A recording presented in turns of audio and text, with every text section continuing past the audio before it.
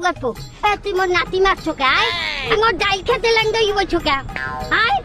মাউ গল্প কে না তুই আমি মুর্শিদাবাদের নবাব। ও মা চাইয়া দেও ও কয় কি সেলিম বিশ্বাস হয় না ওরা জীবনে নবাবে দেয় না নবাবে দেয় না নবাবে কামের লোক হয় না ও কি কামিস্তা কথা কয় ও জানানি তোকে মারো এ খাজা মুর্শিদাবাদের নবাব আমার খেতে লেঙ্গা ইয়ে বইবে না মাউ গল্প কথা কওয়ার জায়গা পাও না যাও ইচ্ছে হইয়ে কইতে আছো মাউ গল্প তুই কি না এই বুড়ি, ও সেলিম আমারে বুড়ি কয় তুই মোর নানিরে বুড়ি কলি কে তুই মোর নানিরে বুড়ি কও আমার নানা এখন তো সে জুয়ান মাগুয়াটু এখন সত্য কথা ক তুই মোর ডাইল খেতে কি হচ্ছ নাইলে তোরে ও সামু